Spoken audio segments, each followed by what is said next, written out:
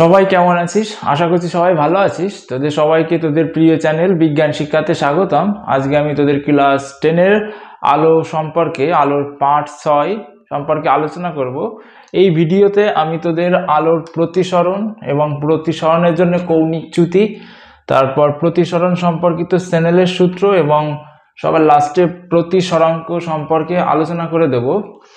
যাই হোক, তাহলে শুরু করছি।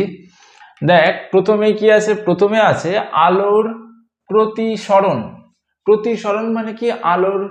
আলো যদি একটা মিডিয়াম থেকে আরেকটা মিডিয়ামের মধ্যে যায় তাহলে কি আলো সরে যায়, ওর আগে যে অবস্থান ছিল সেই অবস্থানের থেকে চ্যুতি ঘটে, সেটাকে আলোর প্রতিসরণ বলা হয়। দেখ, আমি মনে কর একটা কি আঁকলাম, দুটো মিডিয়ামকে, একটা হলো লঘু মিডিয়াম, ঠিক আছে, আর একটা হলো গাঢ় মিডিয়াম বা ঘন মিডিয়াম।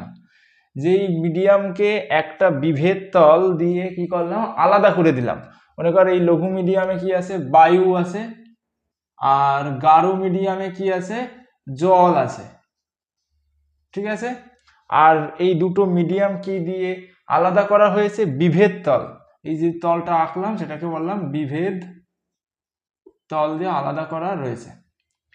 এবার একটা আলোক রশ্মি যদি কি হয়, লঘু মিডিয়াম থেকে গাঢ় মিডিয়ামের মধ্যে প্রবেশ করে, তাহলে কি হবে? তার সেই আলোক রশ্মির সরণ ঘটে। মনে কর এরকমের একটা আলোক রশ্মি পড়লো, বিভেদ তলের উপরে পড়লো, পড়ার পরে কি হলো? আলোক রশ্মিটা যাওয়ার কথা ছিল এই বরাবর, দেখতে পাচ্ছিস সবাই, যাওয়ার কথা ছিল এই বরাবর, কিন্তু এই বরাবর সোজাসুজি না গিয়ে এই আলোক রশ্মিটা কি এগুলো বেঁকে গেল একটুখানি, ঠিক আছে। যখনই বেঁকে গেল তাহলে তার কি ঘটলো? একটুখানি চ্যুতি ঘটলো। এই যে চ্যুতি ঘটেছে, তো ওর যাওয়ার কথা ছিল এই সোজা বরাবর, দেখতে পাচ্ছিস এই সোজা বরাবর, কিন্তু এই সোজা বরাবর না গিয়ে ও কি হলো? একটুখানি বেঁকে গেল, ঠিক আছে, একটুখানি বেঁকে গেল। এই বেঁকে যাওয়ার ফলে ওর যে বরাবর যাওয়ার কথা ছিল সেই বরাবর যে রেখা বা রশ্মি এবং ওর অ্যাকচুয়াল রশ্মির মধ্যে যে পার্থক্য, কৌণিক পার্থক্য হলো, সেটাই কি? সেটা হলো ওর চ্যুতি। তাহলে অর্থাৎ আলোক রশ্মি কি হলো? যে বরাবর যাওয়ার কথা ছিল সেই বরাবর না গিয়ে ওর একটুখানি কি হয়েছে? চ্যুতি ঘটেছে, কৌণিক চ্যুতি ঘটেছে। এটাকেই কি বলা হয়? আলোর প্রতিসরণ, আলোর সরে যাওয়া। সরণ মানে সরে যাওয়া, ঠিক আছে। এইবার কথা হচ্ছে আলোক রশ্মিটা কেন এই দিকেই সরে গেল?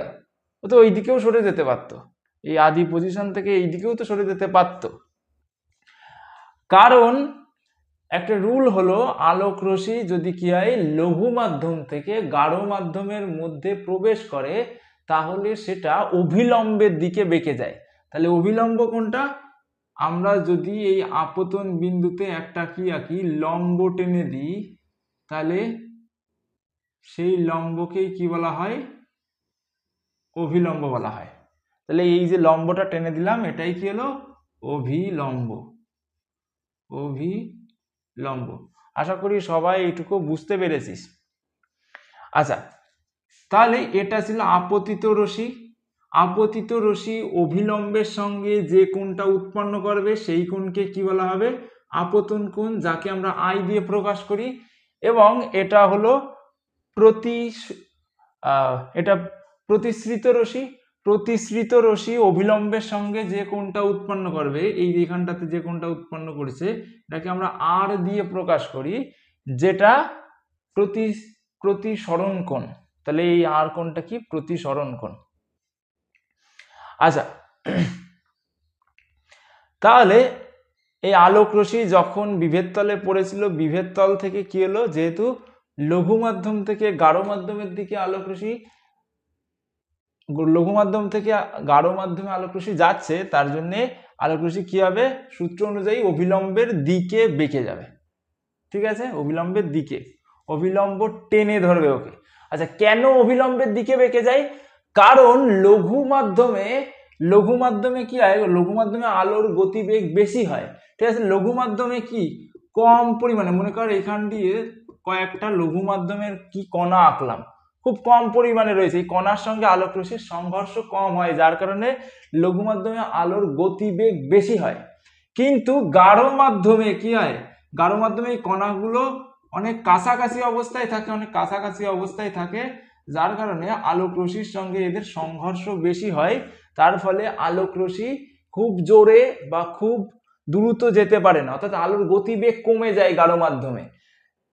সেই জন্যে কি হয়, যখন বেশি গতিবেগ থেকে কম গতিবেগের দিকে আলো যায় তখন কি হয়, তখন এই গতিবেগের পার্থক্যের জন্য আলোক রশ্মি অভিলম্বের দিকে চলে আসে। আচ্ছা, এবার দেখ, এইবার আমরা কি করতে পারি, আমরা মনে কর এই রশ্মিগুলোর নাম দিলাম, মনে কর এই আপতিত রশ্মির নাম দিলাম এ বি রশ্মি, এবং প্রতিসৃত রশ্মির নাম দিলাম, এটাকে মনে কর সি নাম দিলাম, আর এইখানটাতে আর এই অভিলম্বকে মনে কর নাম দিলাম ডি, আর অভিলম্বের এটার নাম দিলাম ই। ঠিক আছে, ডিই অভিলম্ব আমরা টেনেছি। আচ্ছা, এবার কথা হচ্ছে আমরা কি পেলাম এখান থেকে, তাহলে কোণ এ বি ডি, এই কোণটা কি কোণ, এ বি ডি, এই কোণটা হলো আপতন কোণ। তাহলে লিখতে পারি চিত্র থেকে কোণ এ বি ডি সমান সমান কি হবে, আই সমান সমান আপতন কোণ। তারপরে কি, তারপরে সিবিই, এই কোণটা কি কোণ, সিবিই, এই কোণটা কি কোণ, এই কোণটা প্রতিসরণ কোণ। তাহলে সিবিই সমান সমান আর প্রতিসরণ কোণ। আচ্ছা, আমাদের কি বের করতে, আমাদের চ্যুতি কোণ বের করতে হবে, তাই তো। মনে কর এখানটাতে আমরা কি দিলাম, এখানটাতে মনে কর এফ দিলাম, ঠিক আছে, এফ ড্যাশ দিলাম। তাহলে চ্যুতি কোণ কোনটা, আগে কি বলেছিলাম, আগে বলেছিলাম যে আপতিত রশ্মি যে পথ দিয়ে লঘু মাধ্যম থেকে গাঢ় মাধ্যমে গেছিল, যে পথে যাওয়ার কথা ছিল, কোন পথে যাওয়ার কথা ছিল, এ বি এফ ড্যাশ পথে যাওয়ার কথা ছিল, কিন্তু এ বি এফ ড্যাশ পথে না গিয়ে আলোক রশ্মি এইদিকে সরে এসছে। আলোক রশ্মি কি হয়েছে, অভিলম্বের দিকে সরে এসছে। যতটা সরে এসছে বা যত কোণে সরে এসছে, এই যে এতটুকু কোণে কৌণিক দূরত্বে সরে এসছে, এটাই কি, এটা হলো চ্যুতি কোণ। ঠিক আছে, তাহলে চ্যুতি কোণের নাম মনে করে দিলাম ডেল্টা। ঠিক আছে, এই যে চিহ্ন দেখতে পাচ্ছিস, এই চিহ্নকে কি বলা হয়, ডেল্টা বলা হয়, এই চিহ্নকে বলা হয় ডেল্টা। আমাদের বাংলা ঠয়ের মতো, ঠিক আছে, আমাদের বাংলা ঠয় রকমের তো এরকমের, কিন্তু ঠয়ের মাত্রা রয়েছে, এর মাত্রা নেই, যাই হোক। আচ্ছা, এবার দেখ, তাহলে এই কোণটা আমাদের বের করলে আমরা ডেল্টা কোণ পেয়ে যাব। তাহলে এই কোণটা কি করে বের করব, আমরা যদি ই বি এফ ড্যাশ কোণের থেকে ই বি সি কোণ বাদ দিই, তাহলে তো এই কোণটা পেয়ে যাব। বুঝতে পেরেছিস, আমরা এই যে বড় যে কোণটা রয়েছে ই বি এফ ড্যাশ, এই কোণের থেকে যদি আমরা এই ছোট কোণটা বাদ দিই ই বি সি, তাহলে এই কোণটা পেয়ে যাব। ঠিক আছে, আচ্ছা, তাহলে চ্যুতি কোণ, তাহলে কি লিখলাম, মনে কর চ্যুতি কোণ কত, ডেল্টা। তাহলে এই ডেল্টা সমান কি হবে, এই চ্যুতি কোণ ডেল্টা সমান সমান কি হবে, ডেল্টা সমান সমান, তাহলে ই বি এফ ড্যাশ কোণ ই বি এফ ড্যাশ বিয়োগ ই বি সি বিয়োগ কোণ ই বি সি। তাহলে ডেল্টার মান হবে হলো এই দুটো। ঠিক আছে, তাহলে ডেল্টার মান কি হলো, ই বি এফ ড্যাশ, আর তার থেকে কোনটা বাদ দিতে হবে, ই বি সি। এইবার কথা হচ্ছে যে দেখ, একটা জিনিস খেয়াল করে দেখ, ই বি সি বা সিবিই, এটা কি কোণ, আর কোণ। তাহলে ই বি সি এর পরিবর্তে আর লিখতে পারি আমরা, আর বা কি, আর বা প্রতিসরণ কোণ লিখতে পারি। আচ্ছা, এবার তোরা একটা জ্যামিতি জানিস, যেই জ্যামিতিতে কি হয়, যেই জ্যামিতিতে তোরা এই যে এক্স কোণের ভিতরে যে কোণ উৎপন্ন হয় যেটাকে কি বলা হয় বিপ্রতীপ কোণ, তাই তো? সেই বিপ্রতীপ কোণ দ্বয় কি হয় সমান হয়। মনে কর আমি এ ও বি দিলাম আর এখানটাতে সি ও ডি দিলাম, তাহলে এ ও বি কোণ আর সি ও ডি কোণ কি হবে সমান হবে, যেহেতু এরা দুটো কোণ কি বিপ্রতীপ কোণ। আবার এ ও সি এই কোণটা আবার বি ও ডি এই দুটো কোণ কি হবে সমান হবে। আমরা জানি বিপ্রতীপ কোণদ্বয় পরস্পর সমান হয়। তাহলে এই যে এ বি ডি এই কোণটা আর সি বি এফ এই দুটো কোণ তো অ্যাকচুয়ালি এক্স কোণ, এক্স কোণ, তাই তো? এরকমের এক্স অবস্থায় রয়েছে, দেখতে পাচ্ছি এখানটাতে E E B E B D R কি E B sorry A B D R E B F dash এই দুটো কি কোণ, এই দুটো এক্স কোণ, এক্স কোণের অর্থাৎ বিপরীত কোণ। এই কোণটা আর এই কোণটা এই টোটাল বড় কোণটা, এই টোটাল বড় কোণটা, ঠিক আছে? তাহলে এই টোটাল বড় কোণটা অ্যাকচুয়ালি কি কোণ আই কোণ বা আপতন কোণ, তাই তো? যেহেতু বিপ্রতীপ কোণ, তাহলে ই বি এফ এর পরিবর্তে আমরা আই লিখতে পারি, ই বি এফ এর পরিবর্তে আমরা কি লিখতে পারি আই লিখতে পারি। আচ্ছা কেন আই লিখলাম, কারণ ই বি এফ সমান সমান এ বি ডি সমান সমান কোণ এ বি ডি, যেহেতু এরা বিপ্রতীপ কোণ, বিপ্রতীপ কোণ, তার কারণে আমরা এটা লিখতে পারি। তাহলে তাহলে আপতন কোণের থেকে যদি আমরা এই আপতন কোণের থেকে যদি আমরা কি করি এই প্রতিসরণ কোণ বাদ দিয়ে দিই, তাহলে আমরা কি পেয়ে যাব চ্যুতি কোণ পেয়ে যাব। তাহলে এখানে সেটাই হয়েছে, আপতন কোণের থেকে কি বাদ দিয়েছি প্রতিসরণ কোণ বাদ দিয়েছি, তার থেকে আমরা চ্যুতি কোণ পেয়ে গেছি। আচ্ছা আমি একটা এক্সাম্পল তোদের দিই, তাহলে তোরা একদম ক্লিয়ার বুঝতে পারবি। এখানে এখানে ইউজুয়ালি প্রশ্ন আসে না, তারপরেও তোদের যাদের টোকার তারা টুকে নিতে পারিস। দেখ আমি একটা এক্সাম্পল দিচ্ছি, এক্সাম্পল দিলে তোদের একদম ক্লিয়ার হয়ে যাবে। মনে কর এইখানটাতে পরীক্ষায় কি দেওয়া রয়েছে, এরকমের একটা বিভেদ তল দেওয়া রয়েছে, এটা হলো বিভেদ তল, আর একটা হলো অভিলম্ব দেওয়া রয়েছে। তারপরে বললো যে এটা মনে কর বায়ু মাধ্যম আর এটা মনে কর জল মাধ্যম, ঠিক আছে? একটা আলোক রশ্মি যদি 45 ডিগ্রি কোণে বায়ুর থেকে জলের মধ্যে প্রবেশ করে, বায়ুর থেকে কোথায় জলের মধ্যে প্রবেশ করে, তাহলে এটা অভিলম্বের দিকে বেঁকে গিয়ে 35 ডিগ্রি কোণ উৎপন্ন করে, ঠিক আছে? কত ডিগ্রি কোণ উৎপন্ন করে 35 ডিগ্রি উৎপন্ন করে, এরকমের দেওয়া রয়েছে চিত্র। তাহলে বলবে যে তাহলে চ্যুতি কোণ কত হবে, তাহলে এই চিত্রের ক্ষেত্রে চ্যুতি কোণ কত হবে, তাহলে চ্যুতি কোণ কি হবে, আমরা চ্যুতি কোণের সূত্রে কি জানি, চ্যুতি কোণের সূত্রে জেনেছি যে আপতন কোণের থেকে যদি আমরা প্রতিসরণ কোণ বাদ দিয়ে দিই তাহলেই চ্যুতি কোণ বেরিয়ে যাবে।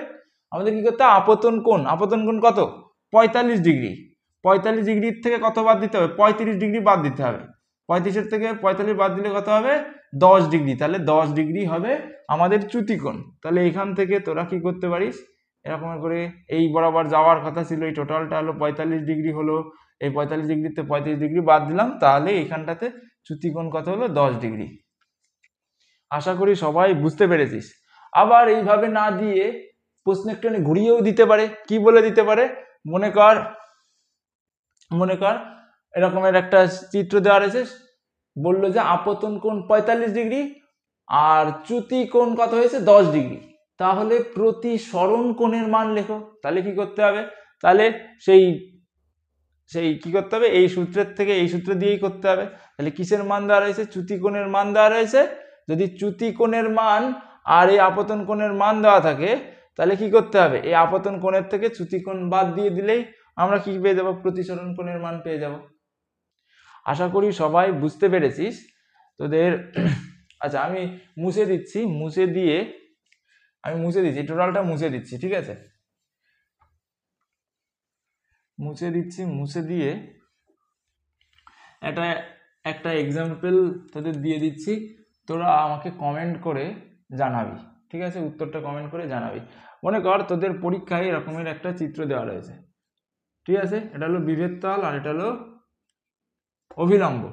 তারপরে 55 ডিগ্রি কোণে, মনে কর 55 ডিগ্রি কোণে একটা আপতিত আলোক রশ্মি কিসের উপর পড়েছে, বিভেদ তলের উপর পড়েছে।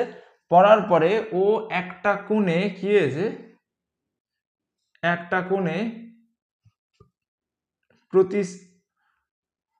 প্রতিসৃত হয়েছে, সেই কোণটা কত সেটা বের করতে হবে।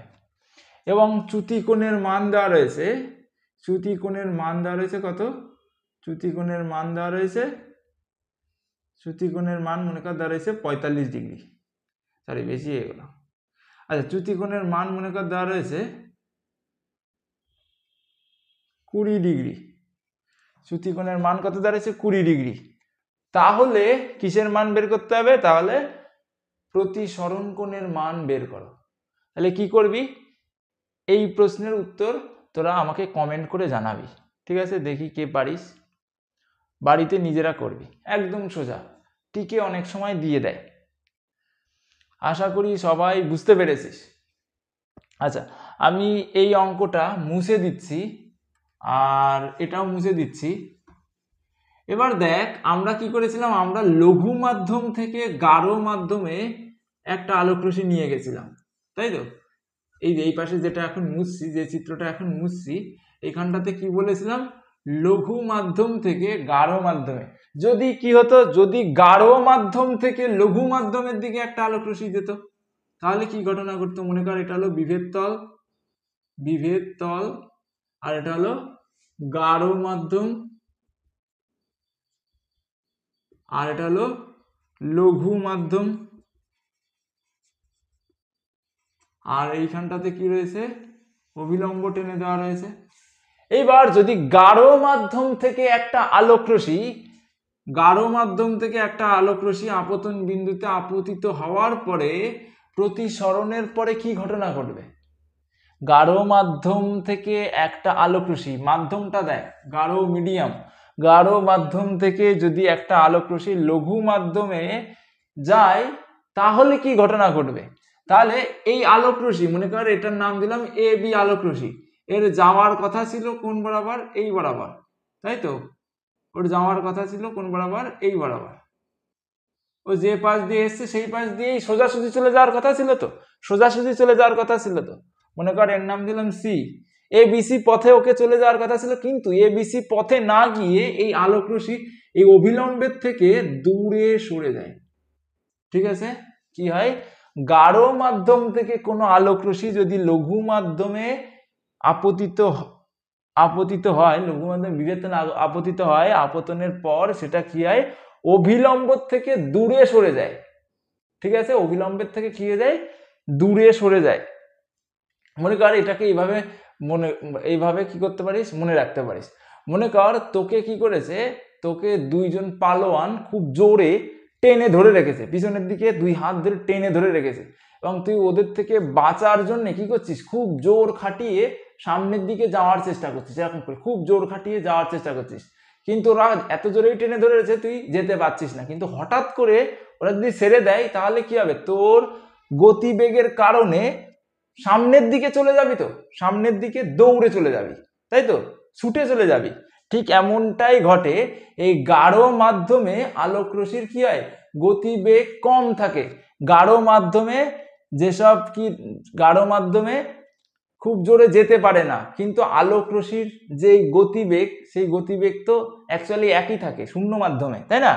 গাঢ় মাধ্যমে আলোক রশ্মিকে আটকে রাখে, ওই তোকে যেমন পালোয়ানরা ধরে রেখেছিল ঠিক তেমনই আলোকে ধরে রাখা হয় গাঢ় মাধ্যমে। কিন্তু যখনই এই পালোয়ানরা কি হয়, অর্থাৎ গাঢ় মাধ্যম থেকে ভেদ করে কোথায় চলে আসে, লঘু মাধ্যমে চলে আসে, তখন ওই পালোয়ানরা কি করে, ছেড়ে দেয় আলোকে, বুঝতে পারলি, আলোকে যখন ছেড়ে দেয় তখন কি হবে, আলো পালোয়ানের থেকে দূরে ছুটে চলে যাবে, যার কারণে অবিলম্বের থেকে দূরে চলে যায়। আমি জাস্ট মনে রাখার জন্য এরকম একটা তোদের গল্প বলে দিলাম। আচ্ছা, তাহলে কি হলো, তাহলে আমাদের অ্যাকচুয়াল সূত্র কি, অ্যাকচুয়াল সূত্র হলো গাঢ় মাধ্যম থেকে আলোক রশ্মি যদি লঘু মাধ্যমে যায় তাহলে সেটা বিভেদ তলের থেকে দূরে সরে যায়, দূরে সরে যায়, ঠিক আছে, কি হয় দূরে সরে যায়। তাহলে আপতিত রশ্মি অবিলম্বের সঙ্গে যে কোণটা উৎপন্ন করবে সেই কোণকে কি বলা হবে? আপতন কোণ, যাকে আই দিয়ে প্রকাশ করি। এরপরে কি করবে? এরপরে প্রতিসৃত রশ্মি, এটা হলো প্রতিসৃত রশ্মি, মনে কর এর নাম দিলাম ডি। ঠিক আছে, প্রতিসৃত রশ্মি বিডি। বিডি কি করবে? এই অবিলম্বের সঙ্গে, অবিলম্বের নাম মনে কর ইএফ দিলাম। অবিলম্বের সঙ্গে যে কোণ, এই যে কোণটা উৎপন্ন করেছে এটাকে কি কোণ বলা হবে? প্রতিসরণ কোণ বলা হবে, যার নাম দিলাম আর। আচ্ছা, এইবার কথা হচ্ছে যে এইখানটাতে চ্যুতি কতটা হলো, এইখানটাতে চ্যুতি কতটা হলো। দেখ, ওর যাওয়ার কথা ছিল এই বরাবর, বিসি বরাবর ওর যাওয়ার কথা ছিল বিসি বরাবর, কিন্তু বিসি বরাবর না গিয়ে ও বিসি এর থেকে আরো কিছুটা দূরে সরে গেল। বিসি এর থেকেও যাওয়ার কথা ছিল যেই বরাবর, সেই বরাবর না গিয়ে ও কিছুটা কৌণিক দূরত্ব অতিক্রম করলো, কিছুটা কৌণিক দূরত্ব সরে গেল। যতটা কৌণিক দূরত্ব সরে গেল সেটাই কি হবে? ওর চ্যুতিকোণ।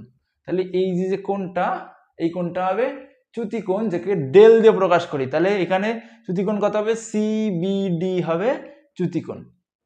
ঠিক আছে, তাহলে কি হবে? সিবিডি হবে চ্যুতিকোণ। তাহলে এখান থেকেও দেখতে পাবি আমি আগে, অর্থাৎ লঘু মাধ্যম থেকে গাঢ় মাধ্যমে আলোক রশ্মি গেলে যে সমীকরণটা পেয়েছিলাম, ডেল সমান সমান কি পেয়েছিলাম? আই মাইনাস আর। ঠিক আছে, এই ক্ষেত্রেও কি পাবো? এই ক্ষেত্রেও সেম জিনিসটাই পাবো উল্টো করে। দেখ দেখ কি হয়। আচ্ছা, তাহলে আমরা লিখতে পারি এইখানটাতে, মনে কর এখানটাতে লঘু মাধ্যম এই পাশে না লিখে এখানটাতে লিখলাম লঘু মাধ্যম। তাহলে আমরা এখান থেকে এ বিই, কোণ এ বিই সমান সমান আপতন কোণ সমান সমান কি হবে? আই হবে। তারপরে কোণ এ বিডি বা ডিবিএফ, কোণ ডিবিএফ সমান সমান কি হবে? কোণ ডিবিএফ সমান সমান আর বা প্রতিসরণ কোণ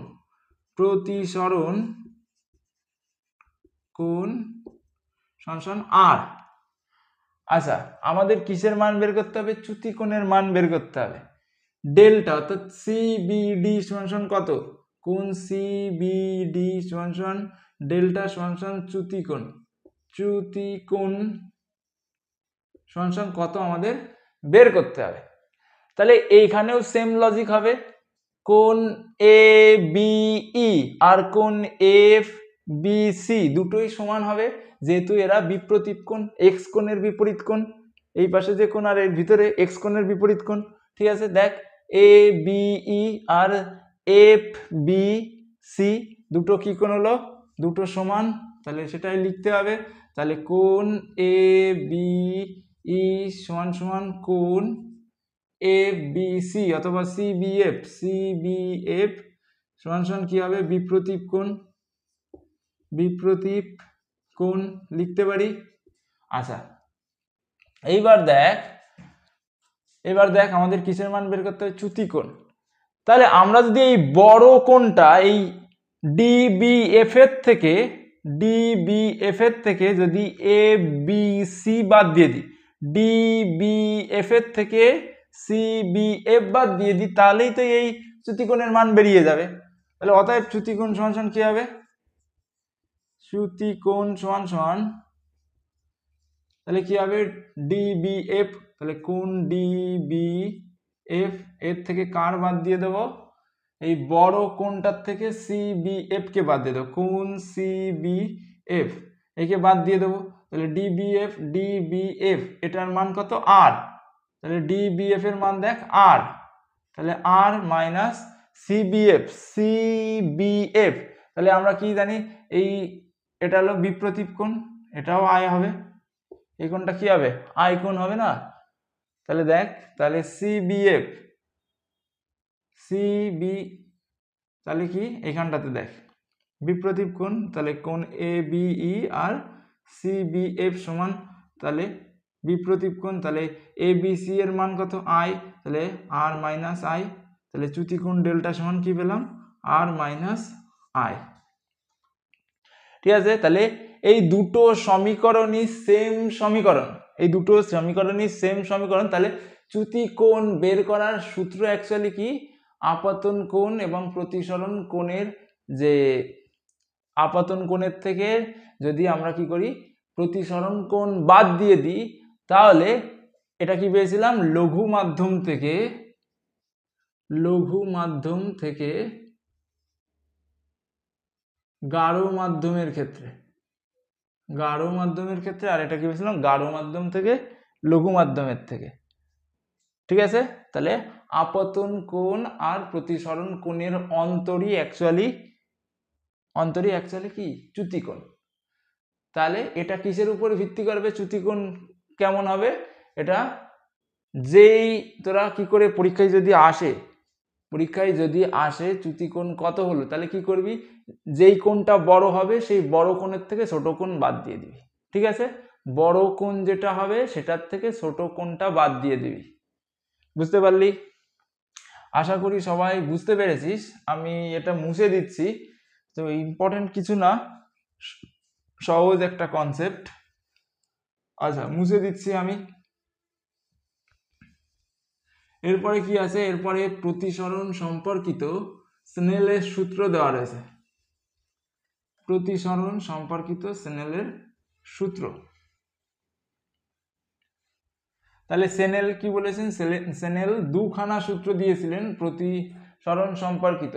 দেখ আমি এইখানটাতে আবার কি আঁকলাম, বিভেদ তল আঁকলাম আর তার উপরে অভিলম্ব অঙ্কন করলাম যার নাম দিলাম AB।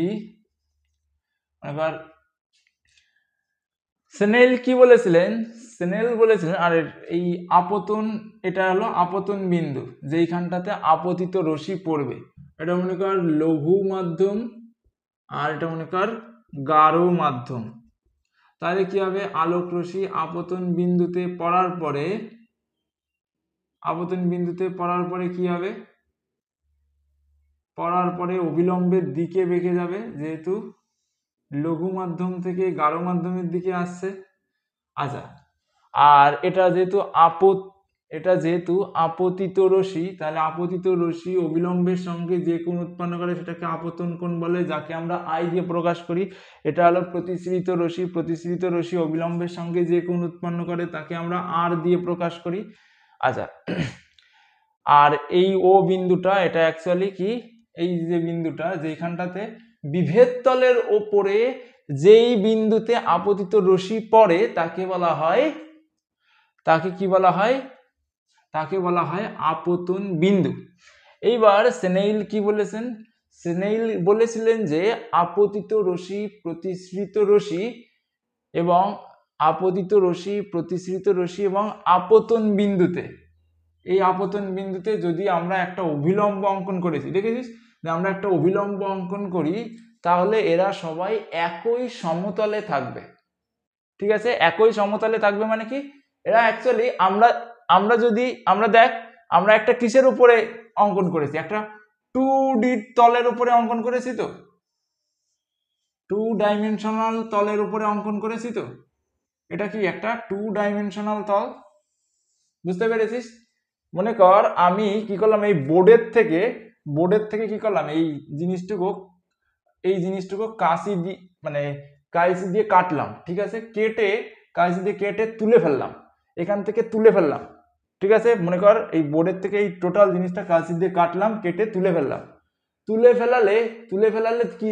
ফেলালে মনে করো আমার হাতের উপরে এই জিনিসটা ধরা রয়েছে, তাহলে দেখতে পাবো এই আপতিত রশ্মি, এই প্রতিসৃত রশ্মি আর এই আপতন বিন্দুতে যে অভিলম্ব সেটা একই সমতলে রয়েছে, অর্থাৎ সবগুলো জিনিসই একই তলে রয়েছে, একই তলে অবস্থান করছে। এরকমের হবে না, মনে কর এরকম করে যদি এই এখান থেকে যদি তুলে ধরি, বা এরকম করে ভাব, এই আপতিত রশ্মি এবং প্রতিসৃত রশ্মি আর এই যে অভিলম্বটা রয়েছে, এই অভিলম্বটা মনে করে এরকমের করে নেই, ঠিক আছে? এটাও তো লম্ব, এটাও এই যে আমি এরকম করে সোজা করে ধরে রয়েছি, সোজা করে এই পেনটা ধরে রয়েছি কার উপরে? আপতন বিন্দুর উপরে। তাহলে এটা তো আর কি, এটাও তো লম্ব রয়েছে আপতন বিন্দুর উপরে, কিন্তু একই সমতলে নেই। বুঝতে পেরেছিস? কিন্তু এই ক্ষেত্রে কি রয়েছে? এই ক্ষেত্রে সবাই একই সমতলে রয়েছে। তো উনি এই কথাটা বলেছেন। তাহলে 1 নম্বর সূত্রে কি বলেছেন? আপতিত রশ্মি, প্রতিসৃত রশ্মি এবং আপতন বিন্দুতে আমরা যদি কোনো অভিলম্ব অঙ্কন করি তাহলে তারা কি হবে? একই সমতলে থাকবে, তারা আলাদা সমতলে থাকবে না। আলাদা সমতলে মানে কার কি? আপতন বিন্দু আসছে এই ওপরের থেকে এসে পড়ছে, প্রতিসরণ বিন্দু ওই পিছনের দিকে চলে যাচ্ছে, আবার অভিলম্ব মনে কর এই সামনের দিকে চলে আসছে, এরকমের হবে না। একটা সেম তলে থাকবে, যেরকমের এইখানটাতে আমরা দেখতে পাচ্ছি সবাই সেম তলে রয়েছে, সেম তলে রয়েছে। এইখানটাতে যদি আমরা কি করি, একটা তল অঙ্কন করি, একটা পৃষ্ঠা অঙ্কন করি, তাহলে এটাও যে তলে হবে এটাও কি হবে? সেম তলেই থাকবে। এটাও কিসের? সেম, এই অভিলম্ব সেম তলে থাকবে, ঠিক আছে? অভিলম্ব এরকমের থাকবে না যে এটা অভিলম্ব দেখা গেল আলাদা হয়ে গেল। অভিলম্ব মনে কর যদি আমরা এরকমের একটা তল অঙ্কন করি তাহলে এটা কি হয়ে গেল? আলাদা তল হয়ে গেল না? আশা করি বুঝতে পারছিস আমার কথা। এরকমের তল যদি আমি অঙ্কন করি অভিলম্ব, তাহলে কি হয়ে গেল? অভিলম্ব তো এই যে এরকমের হয়ে গেল, ঠিক আছে? অভিলম্ব এটা আলাদা তল হয়ে গেল। আর এই আপতিত রশ্মি এই তলে ছিল, আপতিত রশ্মি এই তলে ছিল, আর অভিলম্ব এই তলে হয়ে গেল। তাহলে এরকমের থাকবে না। কেমন থাকবে? আপতিত রশ্মিও যে তলে থাকবে, অভিলম্ব সেই তলে থাকবে, প্রতিসৃত রশ্মিও সেই তলে থাকবে। যদি অভিলম্ব এইভাবে থাকে তাহলে কি হবে? তাহলে আপতিত রশ্মি এবং প্রতিসৃত রশ্মিও সেম তলেই থাকবে।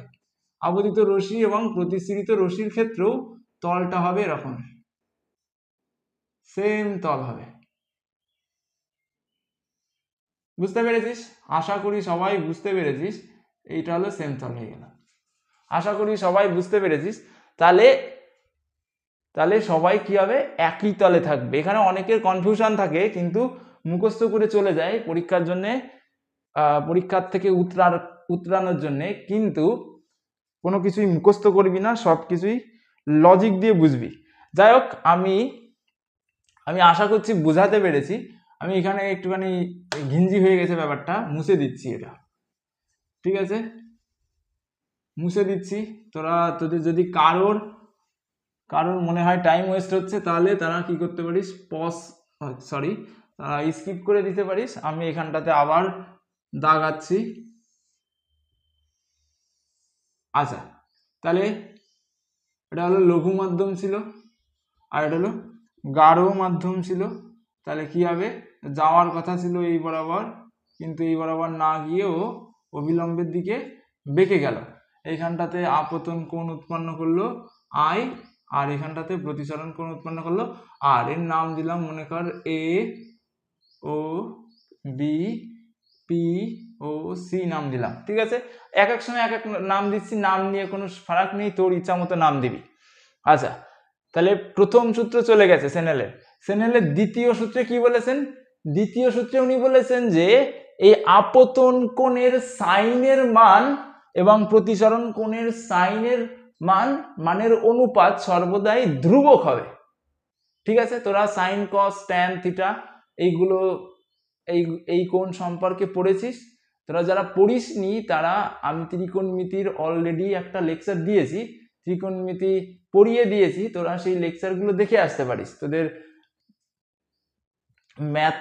তোদের ম্যাথসে আছে 23.1 থেকে ত্রিকোণমিতি শুরু, তারা ওই লেকচারটা দেখে আসতে পারিস অ্যাকচুয়ালি ত্রিকোণমিতি কি জিনিস। আচ্ছা, ত্রিকোণমিতিতে রকমের কি আছে? কোণ আছে, সাইন, কস, ট্যান, কট, সেক, কোসেক, এইগুলো আছে। তাহলে এইগুলো শিখে আসবি, ঠিক আছে? তো সেনেল কি বলেছেন? সেনেল তার দ্বিতীয় সূত্রে বলেছেন যে আপতন কোণের সাইনের মান প্রতিসরণ কোণের সাইনের মানের অনুপাত সর্বদাই ধ্রুবক হবে। দেখ কেমন, দেখ মনে কর একটা মাধ্যমের মনে কর এইখানটাতে হলো 45 ডিগ্রি আর এটা মনে কর 35 ডিগ্রি, আর এই মাধ্যম সেমই আছে। এটা লঘু ছিল, এটা লঘু মাধ্যমে মনে কর কি ছিল, লঘু মাধ্যমে মনে কর বায়ু ছিল, আর এটা গাঢ় মাধ্যমে মনে কর জল ছিল। ঠিক আছে, লঘু মাধ্যমে মনে কর কি ছিল, বায়ু ছিল, গাঢ় মাধ্যমে মনে কর জল ছিল। এবার কি 45 ডিগ্রি কোণে যদি আমরা কোনো একটা আলোক রশ্মি ফেলি তাহলে মনে কর সেটা 35 ডিগ্রি কোণে কি হলো, প্রতিসৃত হলো। তাহলে সেনেইলের সূত্র অনুযায়ী সেনেইল বলছেন যে আপতন কোণের সাইনের যে মান হবে সাইন 45 ডিগ্রি বাই প্রতিসরণ কোণের যে মান হবে, মনে কর এটা 30 ডিগ্রি দিলাম, প্রতিসরণ কোণের যে মান হবে মনে কর কত হচ্ছে, সাইন 30 ডিগ্রি। তাহলে এই আপতন কোণের সাইনের মান এবং প্রতিসরণ কোণের সাইনের মানের অনুপাত সর্বদাই কি হবে, ধ্রুবক হবে। কি হবে, ধ্রুবক হবে। ধ্রুবক মানে কি, এটা মনে কর যদি 45 ডিগ্রি না হয়ে 45 ডিগ্রি না হয়ে যদি কত হতো, 60 ডিগ্রি কোণে আমরা লাইটটা ফেলাতাম, যদি আগে তো 45 ডিগ্রিতে ফেলালাম, 45 ডিগ্রি না ফেলে যদি 60 ডিগ্রিতে ফেলাতাম, যদি 60 ডিগ্রিতে ফেলাতাম তাহলে কি মনে কর এইখানটাতে কোণের মান বেড়ে গিয়ে 45 ডিগ্রি হলো। ঠিক আছে, বেড়ে গিয়ে কত হলো, 45 ডিগ্রি হলো। তা সত্ত্বেও কি হতো, তা সত্ত্বেও কিসের মান চেঞ্জ হতো না, তা সত্ত্বেও এটা জাস্ট বোঝানোর জন্য দিচ্ছি, তা সত্ত্বেও এই ধ্রুবকের মান চেঞ্জ হতো না। তাহলে sine 60 degree by sine 45 degree. ঠিক আছে, এটাও কি হতো, ধ্রুবক হতো। তাহলে ধ্রুবকের মান তো চেঞ্জ হবে না, তার মানে অ্যাকচুয়ালি উনি কি বলতে যাচ্ছেন, তুমি যে কোণেই ফেলাও না কেন এই কোণগুলোর অনুপাত সর্বদাই সমান হবে। তার মানে কি দাঁড়াচ্ছে, এখানে ধ্রুবক না লিখে আমরা কি করতে পারি, তার মানে sine 60 degree by sine 45 degree সমান সমান sine 45 degree by sine 30 degree, তাই তো, এরকম করে লিখতে পারি। মনে কর আমি 60 ডিগ্রিতে না 75 ডিগ্রিতে ফেলালাম। ঠিক আছে, কত ডিগ্রিতে ফেলালাম, 75 ডিগ্রিতে। তাহলে এটা মনে কর 60 ডিগ্রিতে না ফেলে 75 ডিগ্রিতে ফেলালাম, আর এটা কত কোণে এটা কত কোণে প্রতিসৃত হলো, মনে কর এটা 60 ডিগ্রি কোণে প্রতিসৃত হলো। তাহলেও কি হবে, তাহলেও sine 75 degree by sine 60 degree. তাহলে এদের সবার মান কি হবে, ধ্রুবক হবে। ধ্রুবক মানে কি, একই হবে, একই হবে। সেই কথাই বলছিলেন সেনেল। কি বলেছেন, সেনেল বলেছেন যে যদি তুমি কি করো, যদি তুমি দুটো আলাদা আলাদা মিডিয়াম দিয়ে, দুটো আলাদা আলাদা মিডিয়ামের মধ্যে আলোক রশ্মি ফেলো, ঠিক আছে, তুমি যে কোণেই ফেলো না কেন, যে কোণেই, সেটা 5 ডিগ্রি 10 ডিগ্রি 15 20 যে কোণেই ফেলো না কেন, এবং সেই কোণে ফেলার পরে ওটা কি হবে, সেটা প্রতিসৃত হবে, অর্থাৎ একটা প্রতিসরণ কোণ হবে। তাহলে এই প্রতিসরণ কোণ আর এই আপতন কোণ এবং প্রতিসরণ কোণের সাইনের অনুপাত সর্বদাই একই হবে বা সর্বদাই ধ্রুবক হবে। বুঝতে পেরেছিস, এখানে দেখেছিস যে কোণে আমরা আলো ফেলাচ্ছি না কেন, যে কোণে 75 ডিগ্রিতেও ফেলালাম, 75 ডিগ্রিতে ফেলানোর ফলে কত হলো, 60 ডিগ্রি প্রতিসরণ হলো, তাহলেও তার মান যা হবে। আবার 60 ডিগ্রিতে ফেলালাম, মনে কর 45 ডিগ্রিতে ও কি হলো, প্রতিসৃত হলো, তাতেও তাদের মানও কি হবে, তাদের মানও সেম হবে এইখানটাতে যে মানটা হয়েছিল। আশা করি সবাই বুঝতে পেরেছিস এইখানটাতে। তাহলে সেনেইল কি বলেছেন, সেনেইল বলেছেন যে তুমি যদি কি করো, দুটো আলাদা আলাদা মাধ্যম দ্বারা এমন একটা ব্যবস্থা নাও, এবং সেই ব্যবস্থার যদি যে কোনো মাধ্যম থেকে আলোক রশ্মি যে কোনো কোণে ফেলাও, কিসের উপরে, বিভেদ তলের আপতন বিন্দুতে ফেলাও, তাহলে ওটা প্রতিসরণের পর যে কোণটা বা প্রতিসরণের পর যে প্রতিসরণ কোণ উৎপন্ন হবে, সেই আপতন কোণ এবং সেই আলাদা আলাদা কোণের জন্য আলাদা আলাদা প্রতিসরণ কোণের অনুপাত সর্বদাই একই রকমের হবে, কেউ আলাদা হবে না। ঠিক আছে, সর্বদাই কি হবে, একই রকমের। মনে কর এখানটাতে ধ্রুবক বাদ দিই, হয়তো অনেকের অসুবিধা হবে। মনে কর এটার মান কি হলো sin 45 degree by sin 30 degree. মনে কর সাপোজ যে কোনো একটা কি ধরা যায়, এটা হলো হাফ আর 0.5 1/√2। আচ্ছা 1/√2 গুণ √2 আচ্ছা মনে কর এই sin 45 degree by sin 30 degree এর মান কত হলো, √2 হলো। ঠিক আছে, সাপোজ √2 হলো, বুঝতে পেরেছিস কত হলো, √2 হলো।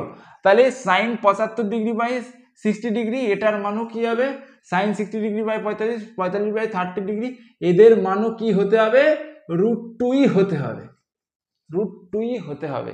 এদের মান মনে কর কি হলো, মনে কর sin 45 degree by sin 30 degree এর মান মনে কর আমার নামে হলো। ঠিক আছে, আচ্ছা ভালো করে বোঝ। মনে কর sin 45 ডিগ্রি √ফুট বাদ দে, ঠিক আছে।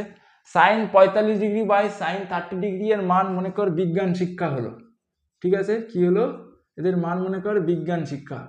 ঠিক আছে, তাহলে sin 75 ডিগ্রি বাই 60 ডিগ্রি এর মানও কি হবে, বিজ্ঞান শিক্ষাই হবে, বিজ্ঞান শিক্ষা। বুঝতে পারলি, sin 45 degree by sin 30 degree এর মানও বিজ্ঞান শিক্ষাই হবে। sin মনে কর sin 1 degree by sin 0.5 degree এর মানই বিজ্ঞান শিক্ষাই হবে। sin 15 degree by sin 8 degree ওর মানও বিজ্ঞান শিক্ষাই হবে। বুঝতে পেরেছি, এই কথাটাই উনি বলেছেন যে আপতন কোণের সাইন এবং প্রতিসরণ কোণের সাইনের অনুপাত সর্বদাই কি হবে, ধ্রুবক হবে, একটা নির্দিষ্ট সংখ্যা হবে। আশা করছি এরপরে আর কারোর কোনো অসুবিধা নেই। আমি মুছে দিচ্ছি এখানটাতে মুছে দিচ্ছি। এইবার একটা জিনিস দেখ, এই ধ্রুবকটা কি জিনিস। এই যে উনি বললেন সাইন আই বা সাইন আর এর মান হলো ধ্রুবক, এই কথাটাই তো উনি বলেছেন। এই ধ্রুবক জিনিসটা কি সেটা আমাদের জানতে হবে। এই ধ্রুবক হলো ওই দুই মাধ্যমের প্রতিসরাঙ্ক। এই ধ্রুবককে কি বলা হয়, প্রতিসরাঙ্ক। এবার কথা হচ্ছে প্রতিসরাঙ্ক কি জিনিস। প্রতিসরাঙ্ক হলো, আমরা জানি যদি আমরা কি করি, একটা ব্যবস্থা তৈরি করি এই সায়েন্টিফিক এক্সপেরিমেন্ট করার জন্য, যেখানে একটা লঘু মাধ্যম একটা গাঢ় মাধ্যম হয়। আমরা কি জানি, যে কটা ব্যবস্থায় আমরা নিই না কেন, প্রত্যেকটা ব্যবস্থাতে কি হবে, আলোক রশ্মির মানে প্রত্যেকটা মিডিয়ামে আলোক রশ্মির বেগ আলাদা আলাদা হবে, তাই তো। তুই যাই নিস, মনে কর তুই যদি মধু নিস, মধুর মধ্যে আলোর বেগ এক রকমের হবে। তারপরে কি বলে, মনে কর জল নিলাম, জলের মধ্যে আলোর বেগ এক রকমের হবে। মনে কর কাঁচ নিলাম, কাঁচের মধ্যে জলের বেগ এক রকমের হবে। মনে কর যদি বায়ু নিই, বায়ুর মধ্যে, বায়ু বা শূন্য মাধ্যম, তার মধ্যে আলোর বেগ এক রকমের হবে। তাহলে আমরা জানি বায়ুর মধ্যে আলোর বেগ সব থেকে বেশি, আর অন্য যেসব মিডিয়াম আমরা নেব সেই মিডিয়ামের মধ্যে আলোর বেগ কি হতে থাকবে, কমে যাবে। ঠিক আছে, তাহলে কোন মিডিয়ামের মধ্যে, যখন মনে করো আমরা এই যে ব্যবস্থা নিলাম, ব্যবস্থাতে সর্বদাই দুটো মিডিয়াম দিয়ে কাজ করছিলাম, একটা হলো লঘু মাধ্যম, একটা গাঢ় মাধ্যম। তাহলে এই দুটো মিডিয়ামের মধ্যে আলোক রশ্মির বেগের তুলনা করার জন্য, আমরা কি করি, আলোক রশ্মির বেগের তুলনা করার জন্য আমাদের প্রতিসরাঙ্কের দরকার হয়। ঠিক আছে, মনে কর এইখানটাতে কি রয়েছে, দুটো মিডিয়াম আমরা নিয়ে নিলাম, একটা হলো লঘু মিডিয়াম, একটা হলো গাঢ় মিডিয়াম, তাই তো। তাহলে এই মিডিয়ামে আলোক রশ্মির যে বেগ হবে, এই মিডিয়ামে লঘু মিডিয়ামে আলোক রশ্মির যে বেগ হবে, গাঢ় মিডিয়ামে কি সেম হবে বেগ? গাঢ় মিডিয়ামে বেগ কি হয়ে যাবে, কমে যাবে। গাঢ় মিডিয়ামে আলোক রশ্মির বেগ কি হয়ে যাবে, কমে যাবে। তাহলে এই দুটো মিডিয়ামের আলোক রশ্মির বেগের তুলনা করতে আমরা কি ব্যবহার করি, প্রতিসরাঙ্ক ব্যবহার করি। ঠিক আছে, দুটো মাধ্যমের আলোক রশ্মির বেগের তুলনা করতে আমরা কি ব্যবহার করি? প্রতিসরাঙ্ক ব্যবহার করি। এই প্রতিসরাঙ্ক কোনো দুটো মিডিয়ামের ক্ষেত্রে কি হয়? সর্বদাই ধ্রুবক হয়। এই কথাটাই কে বলেছেন? স্নেইল বলেছেন। উনি ম্যাথমেটিক্সের মাধ্যমে দেখিয়ে দিয়েছেন। আশা করি এটুকু বুঝতে পেরেছিস। এইবার কথা হচ্ছে যে কোনো দুটো মিডিয়াম নিলাম, সেই মিডিয়ামের বা মাধ্যম নিলাম, সেই মাধ্যমের মধ্যে আমরা আলোক রশ্মির বেগের তুলনা কি করে করব? আমরা আলোক রশ্মির বেগের তুলনা করার নিয়ম হলো তাদের রেশিও, আলোক রশ্মির বেগ না, কোনো কিছুর মধ্যে তুলনা করার নিয়ম হলো তাদের রেশিও বের করা। মনে কর তোর বন্ধু আর তোর হাইটের তুলনা করবি, সেটার নিয়ম কি? সেটার নিয়ম হলো রেশিও বের করা। ঠিক আছে, তোর বন্ধুর হাইট আর তোর হাইটের রেশিও বের করা। মনে কর আরো যে কোনো কিছু কি করা যায়, তুলনা করতে পারিস। মনে কর আর কি বলা হয়, মনে কর তোর একটা বন্ধু একটুখানি মোটা হেলদি আর একটা বন্ধু মনে কর পাতলা, তাহলে তাদের মধ্যে তুলনা করতে হলে, তাদের ওয়েটের তুলনা করতে হলে তাদের ওয়েটের রেশিও বের করতে হবে। ঠিক আছে, তাহলে কোনো কিছু তুলনা করতে হলে তাদের কি করতে হয়? রেশিও বের করতে হয়। এবার কথা হচ্ছে যে তুলনা কি করে করবি? একজনের সাপেক্ষে আরেকজনের তুলনা করবি। তো একজনের সাপেক্ষে আরেকজনের তুলনা করবি, হয় মোটা বন্ধু, একটা হেলদি বন্ধু, ঠিক আছে, খারাপ ভাবে নিস না, এটা নিয়ে কেউ তো হেলদি হয় না, তোরা বলতে পারি যে এখানে এসে আবার বডি শেমিং করছে। দেখ, মানে আমি খারাপ ভালো বলছি না, আমি বলছি কেউ একটুখানি হেলদি হয়। তাহলে তোদের যে বন্ধু, আমি যে কথায় আছি, তোদের যে বন্ধু একজনের সাপেক্ষে আরেকজনের তুলনা করবি। তো একজনের সাপেক্ষে হয় হেলদি মানুষটার সাপেক্ষে পাতলা মানুষের তুলনা করবি, অথবা পাতলা মানুষের সাপেক্ষে হেলদি মানুষের তুলনা করবি। সেটাকে কি করে বের করতে হবে? সেটাকে রেশিও দিয়ে বের করতে হবে। এবার হেলদি মানুষের সাপেক্ষে যদি পাতলা মানুষের কি বের করিস, পাতলা মানুষের পার্থক্য বের করিস, তাহলে কি করতে হবে? হেলদি মানুষের ওয়েটকে পাতলা মানুষের ওয়েট দিয়ে ভাগ করতে হবে। অথবা এইভাবেও করতে পারি, যদি পাতলা মানুষের সাপেক্ষে হেলদি মানুষেরটা বের করতিস, তাহলে কি হতো? তাহলে পাতলা মানুষের ওয়েটকে হেলদি মানুষের ওয়েট দিয়ে আমরা ভাগ দিতাম। তাহলে ওটা কি হতো? ওটা হতো দুইজনের মধ্যে তুলনা। এইবার বিজ্ঞানীরা কি করলো? বিজ্ঞানীরাও সেই সেম জিনিসটাই করলো। বিজ্ঞানীরা বললো যে দুটো মিডিয়ামের মধ্যে আমরা তুলনা, কিসের? বেগের তুলনা করব। তোরা যেরকম তোদের বন্ধুর ওয়েটের বা হাইটের তুলনা করেছিলি, বিজ্ঞানীরা বললো আমরা দুটো মিডিয়ামে আলোর বেগের তুলনা করব।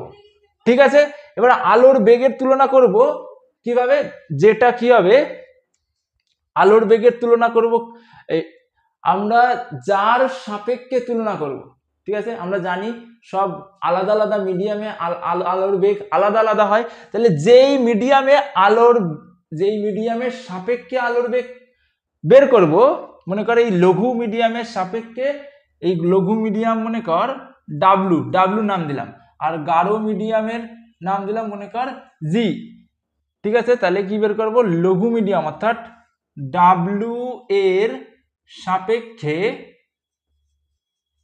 জি এর প্রতিসরাঙ্ক বের করব। জি এর প্রতিসরাঙ্ক, তাহলে ডাব্লু এর সাপেক্ষে জি এর প্রতিসরাঙ্ক কি হবে?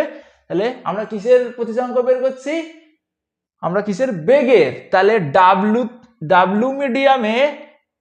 মিডিয়ামে আলোর বেগ কতটা? তাহলে ডাব্লু মিডিয়ামে আলোর বেগ, তাই তো? তাহলে ডাব্লু মিডিয়ামে আলোর বেগ বাই কি করব? ডাব্লু মিডিয়ামের সাপেক্ষে যেহেতু বের করছি, ডাব্লু মিডিয়ামে আলোর বেগ বাই গাঢ় মিডিয়ামে আলোর বেগ, অর্থাৎ জি মিডিয়ামে আলোর বেগ। তাহলে কি করব? জি মিডিয়ামে আলোর বেগ।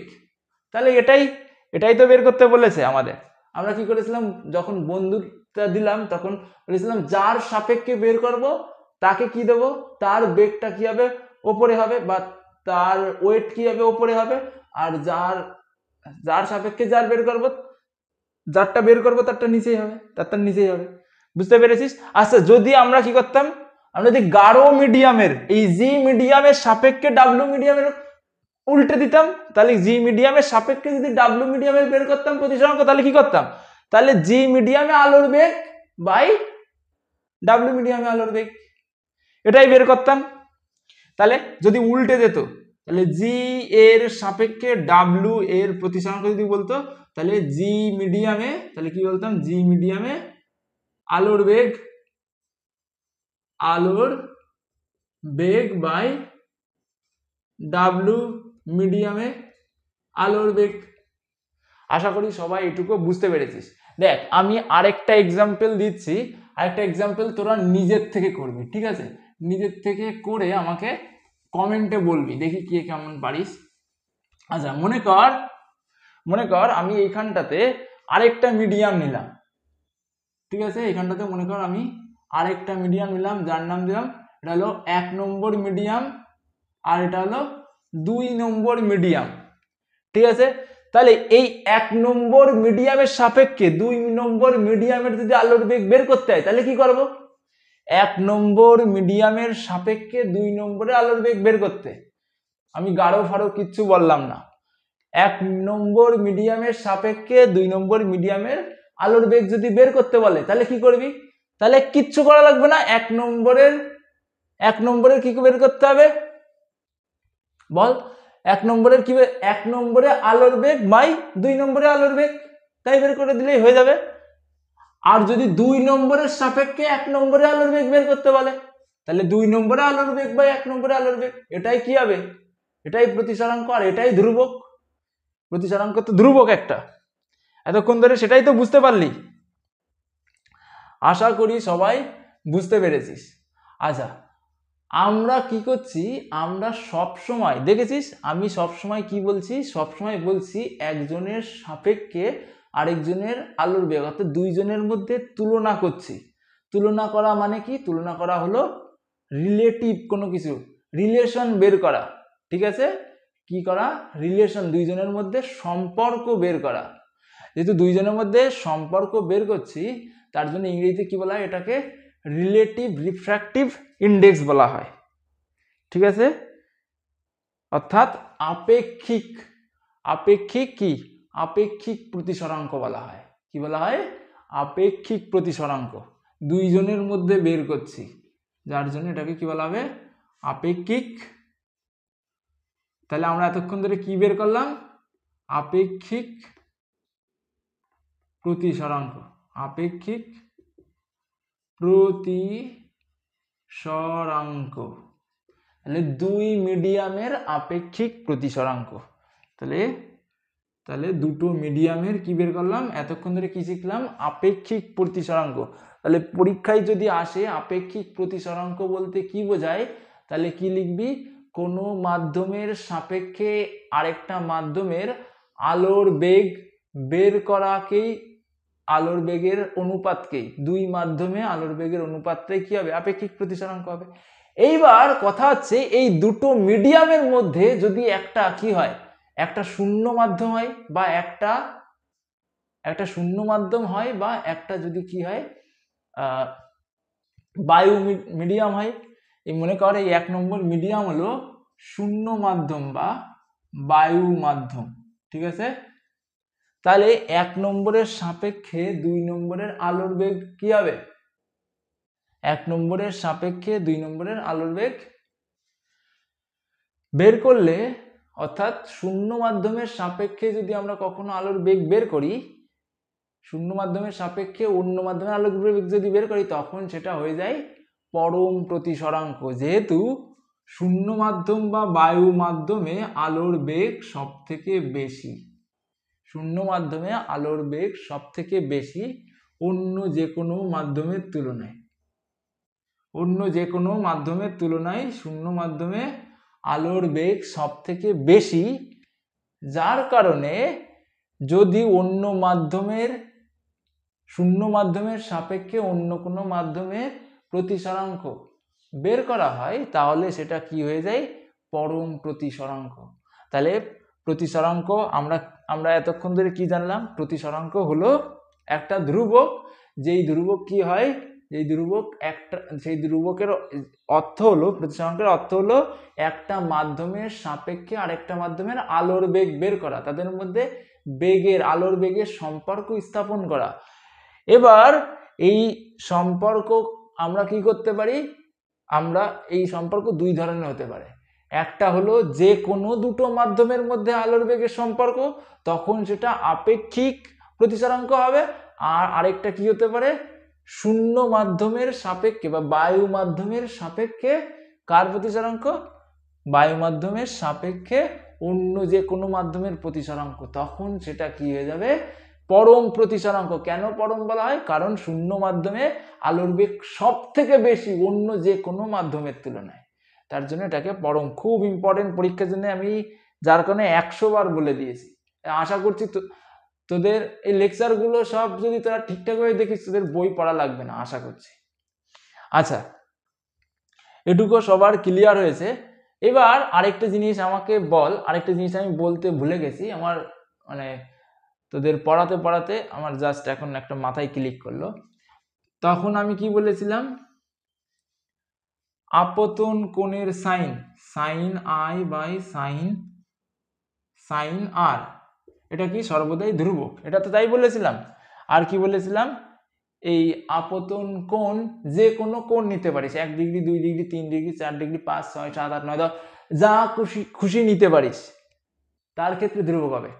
শুধু একটা কোণ বাদে 90 ডিগ্রি যদি হয়ে যায়, তাহলে কিন্তু কি হবে না, তাহলে সেটা ধ্রুবক হবে না। তখন 90 ডিগ্রি এর ক্ষেত্রে এই সূত্র কাজে লাগে না।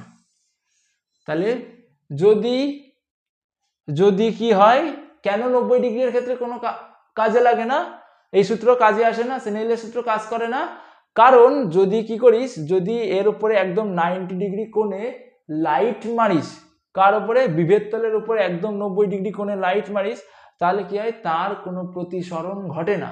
আর প্রতিসরণ না ঘটলে তাহলে কি হবে, তাহলে এই কোণটা তুই পাবিই না, প্রতিসরণ ঘটলো না, প্রতিসরণ না ঘটলে তাহলে কোণটার মান পাবি না। তার কারণে এই সূত্র কি হয় না, প্রযোজ্য হয় না। তাহলে লম্বভাবে যদি আলোক রশ্মি পড়ে কি হবে, এইভাবে লম্বভাবে কার উপরে পড়ছে, আপতন বিন্দুর উপরে। আপতিত রশ্মি যদি বিভেদ তলের উপর অবস্থিত আপতন বিন্দুতে 90 ডিগ্রি কোণে পড়ে, তাহলে তার কোনো কি হবে না, প্রতিসরণ হয় না, অর্থাৎ অবিলম্বের থেকে দূরে সরে যায় না, অথবা অবিলম্বের দিকেও সরে না, কিছুই হয় না, একদম সোজাসুজি অবিলম্ব বরাবর চলে যায়, যার কারণে কি হয় না, 90 ডিগ্রি কোণের ক্ষেত্রে এটা প্রযোজ্য হয় না, এই সূত্রটা প্রযোজ্য হয় না। খুব ইম্পর্টেন্ট, পরীক্ষার সময় আসতে পারে কিন্তু। আচ্ছা, আশা করি তোদের সবার এই লেকচারটা ভালো লেগেছে, আর তোদের যত কনফিউশন ছিল সেইগুলো ক্লিয়ার হয়ে গেছে। আর কি বলি, যাই হোক, তোরা মন দিয়ে পড়ালেখা কর। All the best.